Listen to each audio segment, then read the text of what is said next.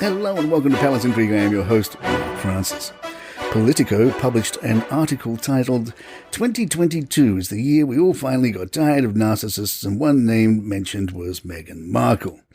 Joanna Weiss wrote, over the past decade or so, a mix of shameless self-aggrandizement and self-confident charm has served certain people extraordinarily well, turning them into venture capital darlings, licensed merchandise magnates, Forbes cover models, social media superstars, Oprah confessors, business conference keynoters, new money plutocrats, and, in one case, president. Elon Musk, Sam Bankman-Fried, Ye, Kanye West, Elizabeth Holmes, Meghan Markle, Donald Trump, all of them used attention as currency and ego as fuel, and were rewarded for a time with what they craved.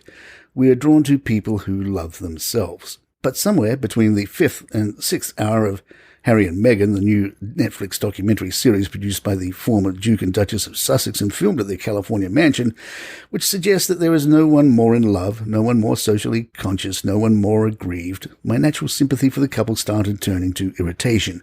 And it occurred to me that ego has its limits, and it struck me that the overreach that led to the Sussexes' critically panned mega-series is the same impulse that turned Elon Musk into a terror on Twitter, that prompted Ye to up the ante of outrageous behavior until he crossed the line into blatant anti-Semitism that sent Bankman-Fried from the top of the world to the Bahamian jail.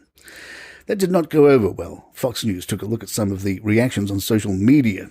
General Hospital actress Maura West tweeted, "Wow, that's some abusive trash at Politico. Shame on you." Former tennis player Martina Navratilova went with, "Politico sucks for this."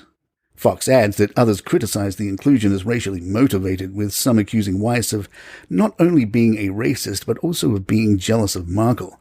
Though Weiss wrote the article as a contributor, some lambasted Politico itself for allegedly having a history of criticizing black and biracial women. Critics even spawned the hashtag Joanna Weiss racist as the story gained traction.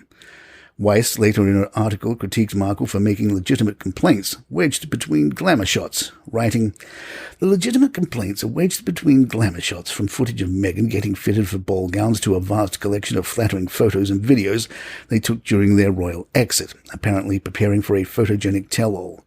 Even sympathetic critics have groused that there's little new here beyond the vanity." Body language expert Believing Bruce took a closer look at the Harry and Meghan Netflix documentary. On his YouTube channel, Bruce explained that in the very first opening scene, where Meghan and Harry are sitting next to each other, Harry is adopting the position you would associate with this type of thing, even if they are just presenting a united front. Harry has a relaxed attitude, with his legs splayed and his inner thigh directed towards Meghan, so he is an open gesture. Meghan, on the other hand, is slightly different. We don't see her being open to Harry. Her inner leg, the one next to Harry, is the one crossed over, and we know that's a barrier. What we know is that Harry is their open support, and his partner Meghan has closed herself off, which is not common. Bruce feels there are moments during the documentary when Meghan looks very authentic, but there are others when she doesn't. The Express recapped Bruce's video, highlighting a moment in which Bruce analyzed the moment when Meghan is asked a question about whether she went to proactively do anything to irritate the royal family. "What you want to see is a no, never, but what you see is Meghan looking down while laughing and touching her nose. That is quite powerful. What is she thinking that makes her look down, smile and laugh, touch her nose and the eye block?" Palace Intrigue will be right back. The Daily Mail reports Kate Middleton spent over £176,000 worth of new clothes in 2022. The Mail adds it marks the royals' most expensive year to date, with a host of new outfits on show, beating 2017 when she wore £119,000 of new outfits.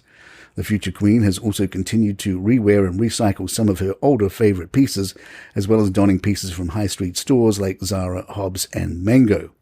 Her most expensive outfit came when she attended the premiere for Top Gun, where she was dressed in a £2,000 elegant black dress with jewels worth over £10,000. The king is understood to cover the costs of Kate's wardrobe for work-related engagements through his official household budget, but it is not clear whether the princess always pays full price for outfits or receives discounts. And there you have it.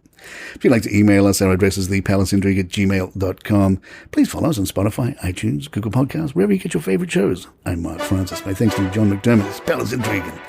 Good times. All right, here's the pitch. 5 stories, they're all good news. It's called 5 Good News Stories. No negative news, just good news. Nice, easy way to start your day. Hopefully a smile. Hi, I'm Johnny Mack, host of 5 Good News Stories. You get the premise? There's 5 stories, and they're all good news. It's the number 5 Good News Stories. 5 Good News Stories. Follow the show wherever you get your podcasts.